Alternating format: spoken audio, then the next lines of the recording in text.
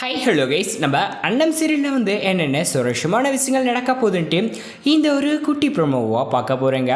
என்னென்ன சுரட்சமான விஷயங்கள் நடக்க போகுதுன்னா, இந்த டைமில் நம்ம ரம்யா நினச்சிட்டு இருப்பாங்க, எப்படியாச்சும் இந்த சாந்தி முகூர்த்தத்தை பார்த்தீங்கன்னா நிறுத்தணும் அப்படின்னு சொல்லிட்டேன்.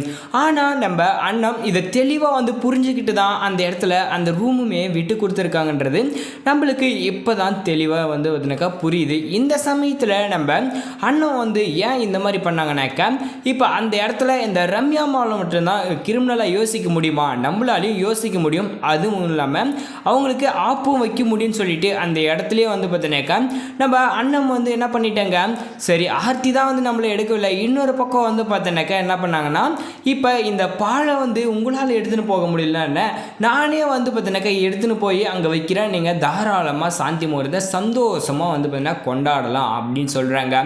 இதை கேட்டு ஒரு பக்கம் நம்ம இந்த செம்பகத்துக்கு காண்டாவது எதனால்னாக்கா, இவ தொட்டு தொடங்குறதா, இதை பார்த்தீங்கன்னாக்கா நம்ம விடக்கூடாது அப்படின்னு சொல்லிட்டு, ஆனால் இன்னொரு பக்கம் பார்த்தீங்கன்னாக்கா இந்த ரம்யாவுக்கும் பல காண்டு பார்த்தீங்கன்னா இருந்துட்டு தான் இருக்குது. எதனால் இப்போ நாம்ளே இந்த விஷயத்தை பார்த்தீங்கன்னாக்கா நடத்த விடக்கூடாது அப்படின்னு பார்த்தோம். ஆனால் இவ என்னடா பண்ணுறானாக்கா, இப்போ அஸ்வால்ட்டாக இப்போ விஷயத்தை புரிஞ்சுக்கிட்டு தான் இந்த ரூமை விட்டு கொடுத்துருக்கா போல். அப்போ உண்மையிலே பார்த்தீங்கன்னாக்கா எல்லாம் தெரிஞ்சு தான் இவ பண்ணுறாளா அப்படின்னு சொல்லிட்டு நம்ம ரம்யாவுக்கும் ஒரு பக்கம் யோசனை வந்துருச்சு. மேலும் மேலும் பார்த்தீங்கன்னாக்கா நம்ம ரம்யா பார்த்தீங்கன்னாக்கா என்ன பண்ணிட்டாங்க, இந்த அண்ணன் பண்ணுறது எல்லாமே தெளிவாக புரிஞ்சுக்கிட்டு அதுக்கு தகுந்த மாதிரி போகணும் அப்படின்னு சொல்லிட்டு இருந்தாங்க.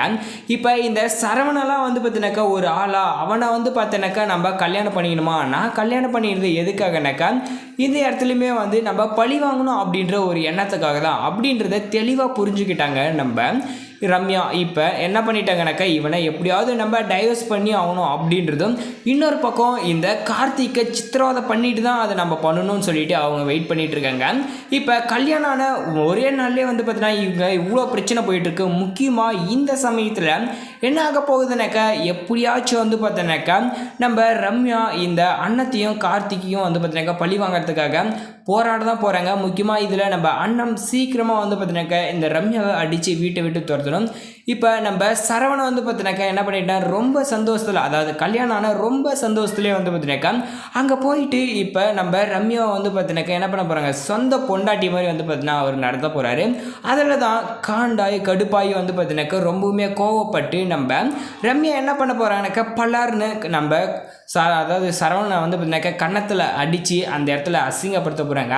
இதுதான் பார்த்தீங்கன்னாக்கா நம்ம அண்ணத்துக்கும் கார்த்திகைக்கும் பார்க்கறதுக்கு ரொம்ப சூப்பராக இருக்கும். அது மட்டும் இல்லாமல் நம்மளுக்குமே பார்த்தீங்கன்னாக்கா இந்த மாதிரி ஒரு விஷயம் நடந்ததை பார்த்தா இன்னும் பெட்டராக தான் இருக்கும் அப்படின்னு சொல்லிட்டு நான் நினைக்கிறேன்.